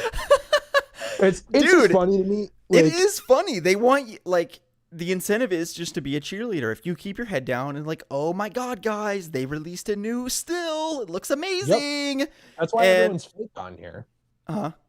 That's why everyone's fake on YouTube. Not like everybody, but like, you click through, if you looked up Gotham Knights news, like no offense to anyone who's made it, but how many people are you going to click on who pretend they're interested that aren't? I mean, right. There definitely are people making videos on that or on COD who have been bored of it for years, or any of this stuff. Because you're supposed to be a cheerleader. You toe the company line. You're the company man. And if you step out of that role, even though you're not paid by the company, fuck you. It's real weird. It's super weird, dude. And but people do buy into it because, I mean, is it cool to get flown to the Warner Brothers lot out in Los Angeles and fucking hang out with developers and get a tour of a studio? Sure, but is it cool to be a fucking sellout where your audience? Here's where it's scummy. Sometimes the audience knows that you're a sellout, and then that's one thing. Then it's like, okay, you're gonna take heat for that. That's kind of like the direction that like T. Martin was in the Call of Duty community. Everybody knew he was just a shill. But then there are the times where people don't even know. They don't even know that you're actually selling out, and they don't realize that. And is it really interesting to anybody if you're covering a game and you have nothing critical to say? If just everything like, oh yeah, this is so awesome, I'm so excited for this. Oh my God, this is so great, I'm so excited for this. Anything that comes out that's terrible, I'm just not going to talk about that. We'll just skip that. We'll wait for the next good thing. We'll wait for the next good DLC. Or it's like something terrible happens or comes out and you downplay it. It's like doing PR control. It's like you realize that you're doing PR recovery for a company that doesn't even pay you shit. They barely knows you exist. Yeah. And is that worth it? Is it worth your audience either knowing you're a shill or just not having that genuine connection with them because subconsciously you're focused on selling out to get the access? And it's just like politics. It's the same way politics works. It's literally exactly the same. Yeah, and even if your audience doesn't know, you know. Like, if you started doing that right now, like, I don't know if you give a shit about this at all, but Power Rangers. Let's say Power Rangers blew up overnight. It's the biggest thing in the world, and you start covering it. You don't care about it at all. Even if people don't know that, and you get flown out, and you meet like the Red Ranger and all this crap, and you get to sit in the Megazord, and you're like, I don't care about any of this. Yeah, you got a ton of money. Is it worth it? I don't know. I guess that's something you have to decide. You and I have had that conversation before, like where people will pick like high risk jobs too that pay a ton of money and aren't fulfilling too, like to try and work their way up in order to just get a ton of money because they think that'll make them happy. And some people, money does make them very happy. I think there's a difference between fulfillment and happiness, but Irigen pointed this out too about someone I'm not going to name. On Twitter, it was a big thing, and I retweeted it. It was a joke about the Flash meeting Michael Keaton in a certain thumbnail that never happened, and just how it had hundreds of thousands of views, and it was obviously fake. And this, creator does that kind of stuff all the time, in my opinion, where it's like, just, I'm going to doctor up a photo here that's not real and, speculate about something unrelated, and now I have 1 million views. People do that. They sell their soul for money, and they think it's worth it. Do I? Well, I wouldn't have uploaded that less than 2,000 video or view PlayStation video. I guess if I did, I would have just said like top 5 best butts I'd like to kiss in Arkham. Number 1 is Poison Ivy. Number 2 is Harley Quinn. Number 3 is Catwoman. By the way, that is my order. Number 4 is Talia. I am working on that. But, I'd put that up. I mean, I've even been bouncing around like joke Arkham top 5 videos just for fun for me. Like, I was going to do like top 5 hottest chicks in Arkham. I think it would be demonetized because they hate anything to do with sex, like more than the freaking Puritans did on YouTube. Hottest chicks in Arkham. Okay. I'd place Vicky Vale. I think she's in the top 5. I think not number 1. No, not number one. Let's not get out of hand here, but certainly in the top 5. I would even throw in Penelope Young as maybe a solid a top 4, top 5 candidate. Okay. Harley Quinn, it depends what iteration we talking here. Arkham Knight. Oh yeah, then probably number 1. I mean, let's be honest. That's either number 1 or number 2. Who's number 1? Poison Ivy. I might put as number 1. People said she didn't look good in that game. I thought she looked fantastic. Am I wrong? Do you disagree with me? No, I don't disagree. She's, especially when she turned into the ashes. Yeah, that was really hot. No, that was the best. Like, imagine, I'm not going to go into details here. I don't want you to get demonetized, but imagine just saying you're having a great night and during certain actions, she turns to dust. You know what I'm saying? It's like, now think about that. During Infinity War, when Thanos snapped, there were people mid doing it. I'm just saying, can you imagine that? That would be fucking weird. I should make a video about that. No, but that's the thing. Yeah, like, you should. Like I could throw those ideas out, those crazy ideas too, and they would still do better. Like, even if the video was worse edited, not as thought out, and just stupid, it would do better than like my PlayStation top 5 that was researched. And I do my best on it. And that stuff sucks. Again, I have time. Like, I will break through eventually. It's not like. With me, I certainly sometimes feel like I'm never going to do it. I should quit. But I know that I will be successful eventually unless I get in some accident and die. I know I will be because I have people on here who like me and I've made friends. Yeah, dude, you have a huge hardcore fan base. You have a very large audience of people that are huge fans of you. And I've seen that. I mean, I think that in terms of our sort of corner. And again, I know that you don't want to be confined to just what I've historically done or what Salvage has historically done or other people. But I'm going to put you in that box for a second. Like, you're like YouTube. Just go ahead and do it. Yeah, exactly. I mean, you're probably, in terms of hardcore fans, one of the highest. And certainly that's been the case for the last year. I mean, I've just noticed it on Twitter and your YouTube comments. You have a very engaged audience. So clearly you've built a phenomenal community. And then also to get as many people as you do to watch your Let's Plays and that sort of thing, I think that's reflective of the fact that people do like your personality and they do want to see more content from you. It's just that, Let's Plays as well, very competitive market, very, very competitive. And then on the other channel, in terms of the algorithm, yeah, you're sort of boxed in, but you have built a very successful audience. And I do think that, I look at what happened to Caboose when Injustice 2 hit. He was doing daily Injustice 2 videos. I mean, I could easily see that happen to you when Gotham Knights or Suicide Squad comes out. I mean, honestly, that's probably what I want to do, is just grind out Gotham Knights in the same way that other YouTubers did. And I think I could easily get to 450,000 subscribers fairly easily, because once a game is hot, like I remember with Arkham Knight, I had like 20,000 subs and I started posting Arkham Knight videos, dude. I would some days add over 1,000 subscribers with 20,000. Like that's my channel is basically like the last 2 years I've grown not at all, like maybe 6,000 or something. I mean, nothing. But I gained like 40,000 in like 8 months, and that's just how YouTube works. Typically, I mean, for some people, with you, maybe it's more of like a gradual upswing of consistent content performing well. But for most people, you blow up and then it kind of wanes and then you blow up again. Like it's all based on the trends, It's like when a superhero game drops, it's going to be, if people are interested in it. Now, Marvel's Avengers, nobody gave a shit, so it doesn't matter. But if people care about this Guardians game, then that's gonna work. But then the thing for me too is like I always want to be a pop culture variety channel, pop culture, like not leaving that, but like. And then you dig your grave deeper if you blow up in one subgenre. Yeah. Yeah, so it's difficult, it's like I'll certainly make videos as all these games come out and I will cover them, but I'll still do my other stuff too. I mean, maybe I'll upload a video about like, Easter eggs in Gotham Knights, like let's say the week it launches, and maybe I'll also do a top 5 on it, but I might also do a video about Transformers. And I know that the algorithm won't like that, but I will, and that's the thing is like over time, I just want to balance that stuff and do stuff I enjoy. It's difficult. I mean, there's not really a clear path of success. The thing with Guardians that's going to be interesting is not just like, what type of game this is, but did you notice how when Avengers came out, there weren't really many channels at all that wanted to hype it? Like we were all pretty disinterested, like in a lot of the game. And I do think that affects the sales for the game too. I mean, like we are a marketing branch for a lot of these companies. That's also why they hate us if we say something negative.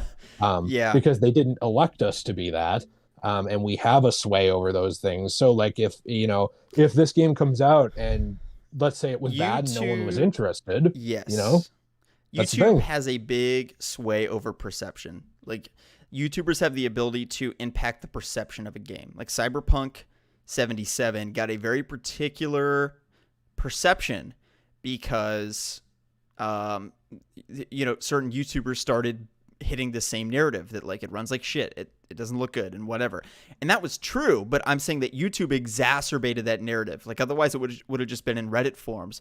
But then you've got YouTubers coming on here getting millions of views all saying the same shit, and they're hopping on the trend, and then it becomes like a subgenre almost of like shitting on Cyberpunk. Like so many videos were doing that, they're like, look at these graphics, they're terrible, oh my god. Like there were montages that were getting millions of views of like every glitch in the game and shit like that. It'd be like a 4-hour long video of just straight people glitching through walls and stuff.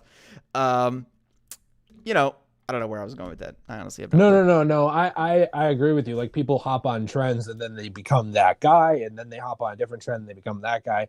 My goal eventually is to just be someone moderately successful. I know that might seem weird, but I mean someone like... Wouldn't you say you already are? I could, if I moved out today, I'd be homeless. So I don't know if I would say that. I don't know if I would say that, man. Like I have credit card debt, like, so no. But I'm doing okay. I want to be someone like James Rolfe someday. I don't know if you know him, AVGN, Angry Video Game Nerd. He does Cinemassacre.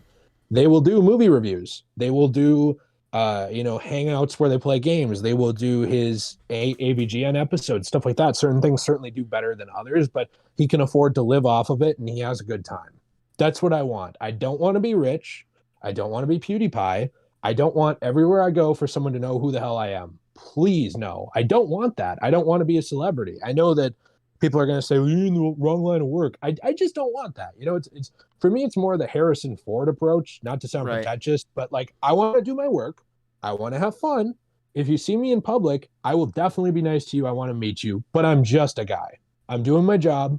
I'm having a good time. I want to be fulfilled. I don't want to be Kanye West. I don't want to be the Kardashians. I don't want to be, you know, Justin Bieber. I don't want that. I just want to be me, have a fun time, be able to afford living, and I'm good. I don't need to be PewDiePie. It's okay. Have you been recognized in public? No, not yet, thank God. I don't know how.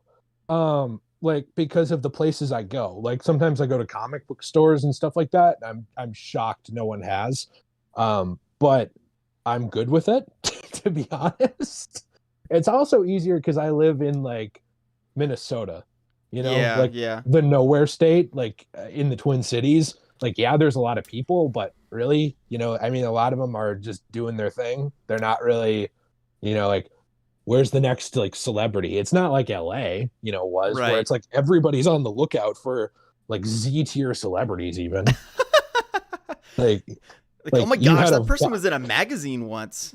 You had a viral cat video blow up, and they're like, he was the cameraman. Can I get your picture? Like everybody there, especially the girls, they're like, do you have a 20 on you? I will make out with you. Yeah, it's not, Minnesota's not like that. So we got funny. Like, nothing going on here, man. So it's pretty easy. I'll tell you a funny story. I was in a grocery store one time, and it was with my girlfriend at the time. This was in my hometown in North Carolina. And there's this guy who looks probably 16 or 17. He's working as the cashier, and I'm with my girlfriend at the time. And he's looking over at me, and this guy is just staring at me from the cashier, like literally like 40 yards away. This guy's just looking over at me. And I'm like, what the fuck is going on? And it didn't hit me when I was there, and then I checked out like a couple of rows down, so I never talked to him or anything. I get into my car, and I was like, I think that guy knows me. And I'm like, there's no way he's like a school friend or something, because he's younger. Right. He's like 5 years younger than me, or at that point, maybe 4 years younger, something. And so I check my DMs, and sure enough, he's like, bro, I just saw you in the grocery store. I'm a huge fan of your videos. The guy that works at Food Lion watches my videos in this random city in North Carolina. So I DM the guy, and I'm like, oh, dude, I'm so sorry. So then did I run back? No, I was going to run back in and say hi to him, but he was busy and working. So it's like, okay, well, let's get lunch sometime after. So then I got lunch with the guy. And nice. So we got lunch. That was cool. He didn't pay any tip, though, when we got lunch. And I was like, oh, that's going to be a no for me, dog. So I had to like double tip to compensate, because I was just looking over. You know, and sometimes I look and I gauge how good of a person somebody is based upon how they tip. And I do I peek over and I see, all right, what are they working with here? Are they tipping, or are they fucking being little schleisters? And I look over, and this dude legit writes a little dash where it says tip and just writes the total. I'm like, you fucking kidding me? Now, yes, the guy was 16. Maybe he was like in destitute poverty and just wanted to meet a YouTuber that he watched. Who knows? But anyway, I covered the tip for him. It wasn't that big of a deal.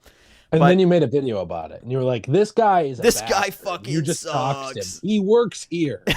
I'm just saying, and then you went like the weirdly like terroristic YouTuber route that some people do, where it's like, I'm not saying you should do this, but like what I'm saying is, if someone burned down his house and where he works, I think it'd be funny. That's all I'm saying. You know, like I'm not saying you should do it. I'm not saying there's a cash reward link in comments, link in bio. I'm just saying I think it'd be funny. Oh man, yeah, this YouTube drama gets out of hand, like with the boogie thing. I don't know if you saw that. Oh my god, showing up in his house with a gun. Yeah, no thanks. Well, he shot a gun in the air. Boogie shot in the air. That's right. Yeah. As a warning shot. You know, the thing is, like, good on you for getting lunch with that guy. I would be terrified to do it, because I'm very skeptical. I would feel like someone was going to follow me home after. Oh, no. He was just a normal, like, I'm sure normal 16-year-old kid. I mean, I do understand that, though. And there have been instances where I've dealt with people that are... I've not really dealt with anyone that was a stalker. I mean, one time in my comments, somebody, like, dropped the name of my family and our address, like, our home address. And that really freaked me out, because, like I said, like, my sister has disabilities. So, like, in terms of getting swatted, I'm not fucking cool with my shit getting swatted. Right. Because you've got these fucking, I mean, I don't mean to sound like rude or anything, but these like cops who are miserably undertrained with assault rifles busting your door down in your house, that are going to fucking, like, who knows what they're going to do, you know? So these guys that freaked me out. Yeah. I have a friend, he works like 15-hour shifts, sometimes 20-hour for the police. Yeah. And like, if they get called in, like, they're tired, you know, like yeah. I'm not giving them an excuse, but yeah, you don't want to put yourself in that position. I get that. I mean, one time a kid that I had taught in high school like found my channel and was like, I didn't really threaten to like say who I was, but like almost kind of did. And I was like, I mean, you can, but like, I don't know what the point is. And then he dropped it. You know, it was weird. But the thing with that too is can you say the word GUN now in the algorithm, or should I just say that? Yeah, you're fine. Okay. Well, so I am, without getting like too political or weird here, I am a GUN owner. Like I inherited quite a few actually from my dad because he was like a trap shooter and pretty damn good at it, especially you know, like he did that like as a sport type thing. Anyway, so like, you know, hand GUNs, stuff like that, I've inherited them and people know about that.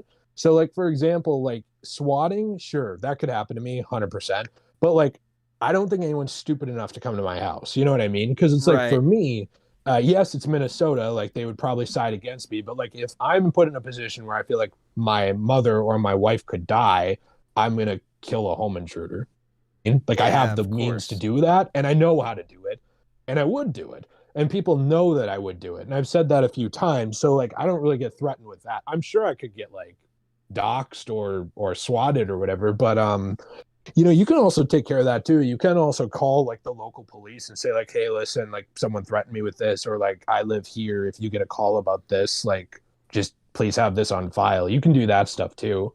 It's really easy to do. I've talked to local police before with that kind of thing, you know? So yeah, I mean, you always want to give them a heads up that, hey, you know, I have a YouTube channel. If you get a phone call that I've like murdered my wife and my 17 children and I'm like drinking their blood in the living room and I have a fucking bomb. And if you if you get that call, it's probably not real, but just call me and I can tell you that it's not real. And I've had a couple people be like, bro, that's so stupid. Like they're going to think you're suspicious. And it's like, no, you're just giving them a heads up that like, this is a thing with swatting because law enforcement, for whatever reason, can't catch swatters very often. I mean, the only documented instance that I know of where somebody has been prosecuted for swatting was that fucking moron that got somebody killed from it. And even then, I mean, you know, in a certain sense, I mean, it's the police officer's fault. He shot someone who was unarmed. But at the end of the day, it wouldn't have happened if he had not swatted the guy. But the reality of it is, like, there's no accountability unless somebody gets hurt. But if nobody gets hurt and then, you know, the SWAT like busts down your door and points assault rifles at you and you don't get shot, we don't know where he came from. He hit his number. But of course, if somebody dies, then all of a sudden, like, the FBI can find it. And of course they can. And they need to actually be punishing swatting, because swatting, let's say it for what it is. In most areas where you live, swatting is attempted murder. That's what swatting is. Swatting is you're telling the police that somebody has been murdered and they're going to kill the police if they show up. And that is when you're telling people with assault rifles that you're going to kill them at this address, that is attempted murder. And it needs to be treated as that. But it only is if somebody gets hurt. But that's an asinine system. It needs to be punishable for what it is. It's no different than if I call and say that somebody's doing something that they're not and they get hurt as a result of that. I mean, it should be very illegal, but they don't catch it for whatever reason. Imagine if you pointed at someone in an airport and said he has a gun. Yeah. Imagine if you like screamed that, like terrified, and then they drew on that guy and he pulled out his phone and they killed him. Exactly. That's on you. That's on you just as much, I think, as it is on them. It is starting to be prosecuted. Like, I agree with you. There's not like a lot of documented cases for it, but the feds are actually mobilizing task forces. They've talked about this more like in the last year to start catching people, even if there's not deaths. Oh, really? In the U.S. Good. Yeah. Like, I don't know to what extent, right. But I think they were trying to scare people away from doing it by sharing that public information, like that they are taking it more seriously because of it. Mainly, the sad thing is, I think the justification was not even the deaths. It was like the waste of police time and like potential risk to officers and others and stuff like that. I get it, but like it almost seemed like in the justification that was more important versus like the deaths and stuff, which is kind of yikes to me. But you know, whatever to get them doing it. I know in Europe it's starting to be like pushed like as like a punishable offense to somebody I thought got like almost life in prison for it. Like I think it might be the guy you're talking about, but that dude who died, it was either that one or a different one. That guy got, I don't know what it was. Maybe it was 20 to 40 years. I mean, like it's most of his life gone because he did something so dumb, and got someone killed. And yeah, it's attempted murder. You're trying to get the police to kill the guy.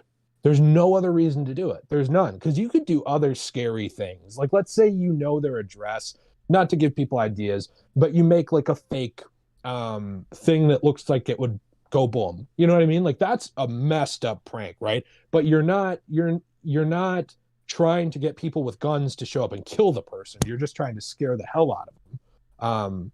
You can't do that with swatting. You're just going to get someone killed. I agree. I mean, I'm not saying either is a good thing, but I'm saying there are ways to scare people without doing that that are also psychopathic, but people don't die during them. So right. I don't know. People are insane, man.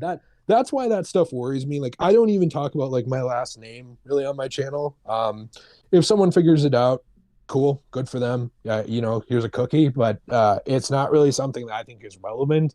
I've said it before, like I would defend myself if somebody showed up at my house or something like that. And, if you see me in public and want to talk, cool. I'm not a mean guy. I just value my family's safety. That's all.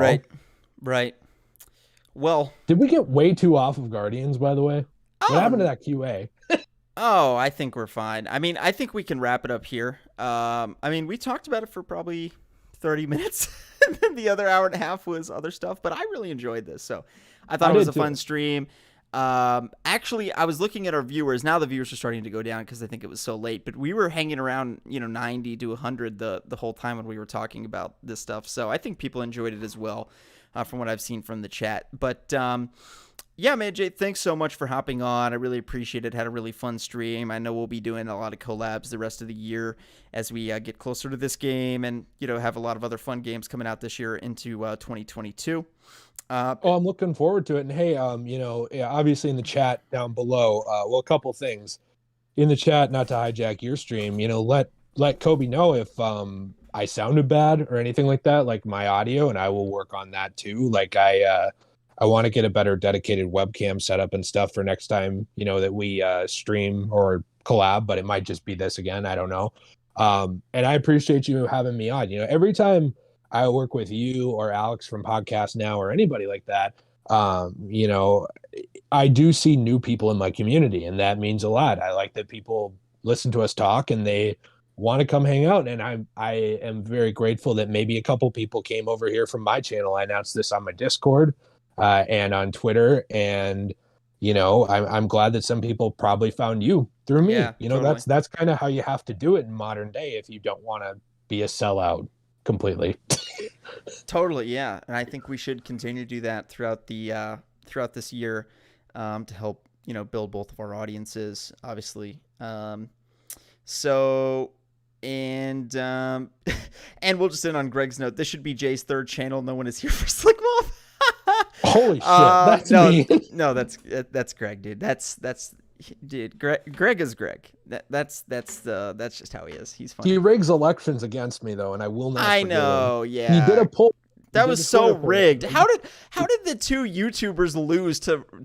I mean, I'm sorry, but the people that won don't have any followers. That's a rigged election. Come on. Yeah, exactly. No way. Like they had like 400,000 They had bots or something. They had bots. Granted, I didn't try to get people to vote for me or anything, but I still call BS. That doesn't make all I'm saying is all those votes came in for those other people on Twitter at 4 a.m. Now, I'm just saying it was after the vote counters left Twitter. I'm not saying, that it was rigged by Greg himself. Greg. I'm just saying that, no one was there to see it. Yeah, it's just mysteriously they got 35 extra votes, after the election, the voting window closed. How did that happen? Where did the votes come from? Greg? The vote counter was just me. I was just refreshing the poll like, come on, you son of a bitch. I better win. All right, guys, thanks for tuning in. We will be sure to do this again soon, and I'll see you guys in the next live stream. Go subscribe to Degenerate Jay on YouTube. Ring the bell on his channel. Ring the bell on mine.